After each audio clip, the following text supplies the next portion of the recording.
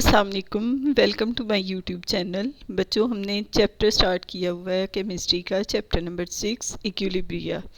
तो इसका हमने टॉपिक पढ़ा था कि इक्विलिब्रिया या डायनेमिक इक्विलिब्रियम क्या है। तो डायनेमिक इक्विलिब्रियम क्या था कि जब फॉरवर्ड रिएक्शन और रिवर्स रिएक्शन दोनों बराबर हो जाए, उनका रेट ऑफ रिएक्शन बराबर हो जाए, तो उस कंडीशन को कहते हैं डायनेमिक इक्विलिब्रिया या डायनेमिक इक्विलिब्रियम। तो इस डायनामिक इक्विलिब्रियम को तब तक डिस्टर्ब नहीं किया जा सकता जब तक इसमें से कुछ चेंजेस ना की जाएं। तो ये वाला जो टॉपिक था, जो केमिकल रिएक्शन की कंडीशंस में तब्दीली, ये हम पहले भी पढ़ चुके हैं, लेकिन उसी को आज कंटिन्यू करेंगे। उसकी डिफरेंट कंडीशंस को देखेंगे वन बाय वन। जैसे नंबर 1 पे आ जाता है कि रिएक्शंस में किसी रिएक्टेंट को शामिल किया जाए या उसमें से निकाला जाए, या प्रोडक्ट्स में से किसी प्रोडक्ट को शामिल किया जाए या उसको निकाला जाए। तो इस तरह से इक्विलिब्रियम में चेंज आती है। अब बच्चों, ये जो स्क्रीन पे आपकी शो हो रहा है रिएक्टेंट्स और प्रोडक्ट्स के इर्तिकाज़ में तब्दीली के इक्विलिब्रियम पर असरात, तो इसमें देखिए दो कंडीशंस के बारे में कहा गया है कि या तो रिएक्टेंट्स के इर्तिकाज़ में तब्दीली की जाए या फिर प्रोडक्ट्स के इर्तिकाज़ में। तो अगर हम इक्विलिब्रियम की हालत में देखें तो फिर रिएक्टेंट्स और प्रोडक्ट्स की दोनों के इर्तिकाज़ मुस्तकिल होते हैं, यानी दोनों की कंसंट्रेशन जो है वो कांस्टेंट होती है, इसीलिए वो इक्विलिब्रियम की हालत में है। तो अगर हम एग्ज़ाम्पल लें नाइट्रोजन प्लस हाइड्रोजन और अमोनिया जो बनती है, तो उसमें रिएक्टेंट्स जो हैं वो हमारे हैं नाइट्रोजन एंड हाइड्रोजन। तो उसमें से अगर हम नाइट्रोजन गैस को शामिल कर देंगे तो इस गैस की कंसंट्रेशन बढ़ जाएगी। तो नतीजा क्या होगा कि उसकी इक्विलिब्रियम कंडीशन डिस्टर्ब हो जाएगी।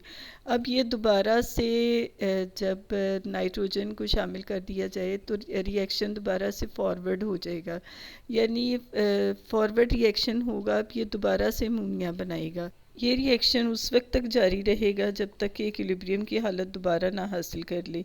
इस इक्विलिब्रियम की नई हालत में रिएक्टेंट्स और प्रोडक्ट्स का इर्तिकाज़ दोबारा मुश्किल हो जाएंगे, लेकिन ये कंसंट्रेशंस पहले वाली वैल्यूज से डिफरेंट होंगी क्योंकि हमने नाइट्रोजन को ऐड किया था।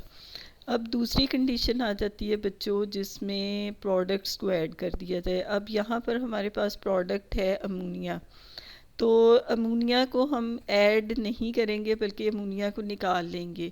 इस तरह से अगर अमोनिया गैस को निकाल लिया जाए तो फिर उसकी कंसंट्रेशन कम हो जाएगी और इक्विलिब्रियम फिर दोबारा से डिस्टर्ब हो जाएगा।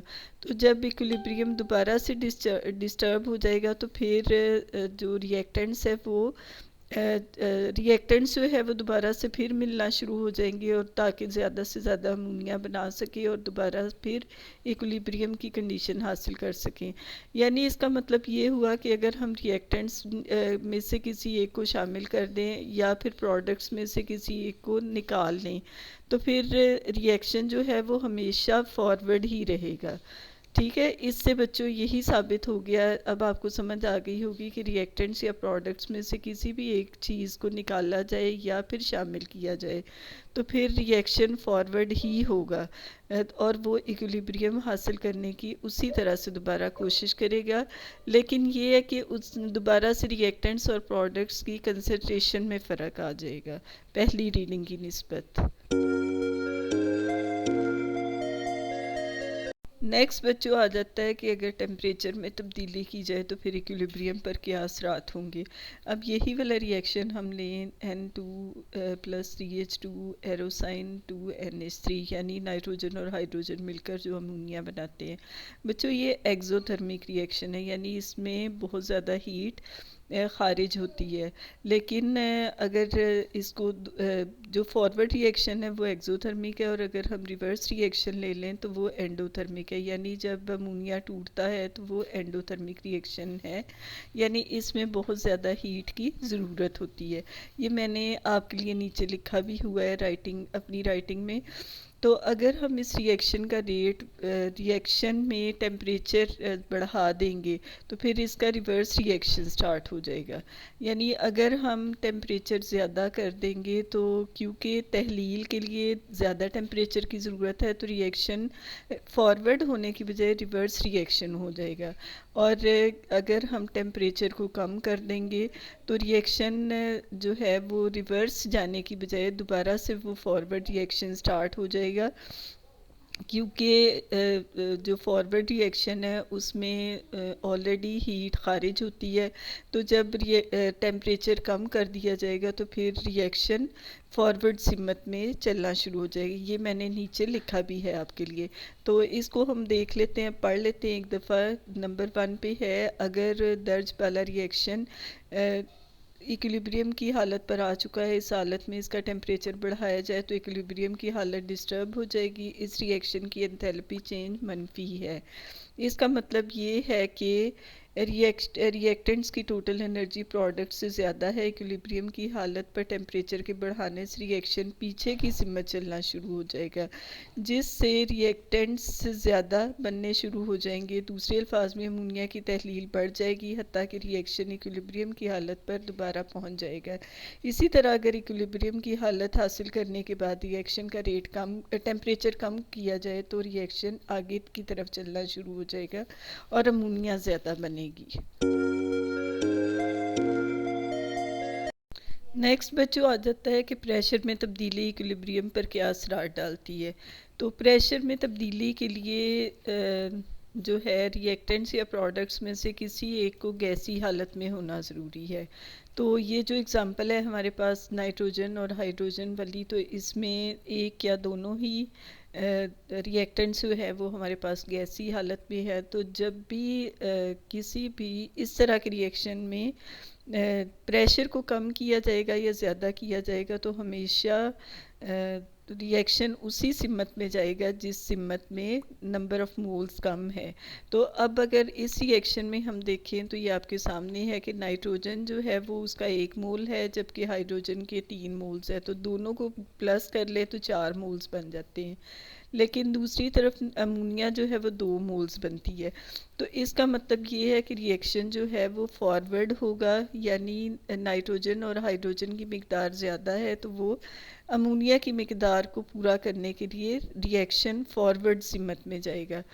तो इस रिएक्शन में रिएक्टेंट्स और प्रोडक्ट्स सभी गैसी हालत में हैं और बनने वाले मोल्स की तादाद रिएक्टेंट्स के मोल्स से मुख्तलिफ भी है। इसलिए इस रिएक्शन पर पड़ने वाला प्रेशर बढ़ा दिया जाए तो इक्विलिब्रियम डिस्टर्ब हो जाएगा और दोबारा इक्विलिब्रियम की हालत में आने के लिए रिएक्टेंट्स उसी सिमत को चलेंगे जहां मोल्स की तादाद कम है, यानी आगे की सिमत को। इस तरह रिएक्टेंट्स भी अमोनिया गैस ज़्यादा मिकदार में हासिल करने के लिए इस पर प्रेशर बढ़ाया जाएगा। उसके बाद बच्चों आ जाता है कि कैटलिस्ट की मौजूदगी में इक्विलिब्रियम पर क्या असरात होंगे। तो ये तो बच्चों आपको पता ही है कि जब भी कोई भी कैटलिस्ट किसी रिएक्शन में डाला जाता है तो कैटलिस्ट उस रिएक्शन के रेट को बढ़ाता है। तो इक्विलिब्रियम की हालत पे में पहुंचने पर फॉरवर्ड रिएक्शन का रेट और रिवर्स रिएक्शन का रेट दोनों बराबर होते हैं। अगर रिवर्स रिएक्शन को कैटलिस्ट की मौजूदगी में किया जाए तो कैटलिस्ट की मौजूदगी में फॉरवर्ड रिएक्शन और रिवर्स रिएक्शन दोनों का रेट बढ़ जाएंगे। ठीक है, यानी दोनों पर ही अगर आप कैटलिस्ट यूज़ करते हैं तो फॉरवर्ड रिएक्शन भी बढ़ जाएगा और रिवर्स रिएक्शन भी बढ़ जाएगा। और इस तरह से जब दोनों रेट्स बढ़ जाएंगे तो फिर दोनों जल्दी बराबर हो जाएंगे, यानी इक्विलिब्रियम की कंडीशन जो है वो जल्दी दोबारा से हासिल हो जाएगी। तो हम कह सकते हैं कि कैटलिस्ट की मौजूदगी से इक्विलिब्रियम जल्द ही हासिल किया जा सकता है, क्योंकि फॉरवर्ड और रिवर्स रिएक्शन जो है वो तेज़ी से एक ही रेट से हो रहे हैं। तो बच्चों ये देखिए नीचे एग्जांपल आपको दी हुई है। सनती पैमाने पर इथाइल एसीटेट की तैयारी बहुत अहम रिएक्शन है, क्योंकि इथाइल एसीटेट पेंट इंडस्ट्री में थिनर के तौर पर इस्तेमाल होता है। तो इसमें देखिए ये एसिटिक एसिड है, उसके साथ इथाइल अल्कोहल मिलती है और इसमें कैटलिस्ट है डाइल्यूट सल्फ्यूरिक एसिड और इथाइल एसीटेट बनता है और साथ वाटर। प्रोडक्ट्स की ज़्यादा मिकदार हासिल करने के लिए ज़रूरी है कि जैसे ही पानी बने इसको किसी तरह रिएक्शन के मिक्सचर से निकाला जा सके। बच्चों ये ऐसे ही है ना कि अगर प्रोडक्ट्स में से एक चीज़ को निकाल देंगे, वाटर को निकाल देंगे, तो वो दोबारा से फिर रिएक्शन जो है वो फॉरवर्ड रिएक्शन तेज़ हो जाएगा ताकि ज़्यादा से ज़्यादा इथाइल एसीटेट बन सके। नीचे देखिए दिलचस्प मालूमात में है, सनती पैमाने पर अमोनिया गैस हैबर्स प्रोसेस से बनाई जाती है। ये रिएक्शन केमिकल इक्विलिब्रियम की वजाहत की एक उम्दा मिसाल है। यही बच्चों इक्वेशन जो है, ये यही रिएक्शन हम शुरू से पढ़ते आ रहे हैं। बच्चों ये छोटा सा चैप्टर था जिसमें हमने डायनामिक इक्विलिब्रियम और उसके बाद फिर डायनामिक इक्विलिब्रियम पर असरअंदाज होने वाली 3-4 कंडीशंस के बारे में पढ़ना था। तो वो हम पढ़ चुके हैं। इसके बाद हमारा चैप्टर ख़त्म हो जाता है। नेक्स्ट वीडियो में इसकी एक्सरसाइज की लेके आऊँगी। और उम्मीद है कि आज की वीडियो भी आपको अच्छी लगी होगी, आपको समझ आ गई होगी अच्छी तरह से। तो मेरे चैनल को सब्सक्राइब करना, लाइक करना और शेयर करना ना भूलिएगा। Thank you so much. Allah हाफिज़।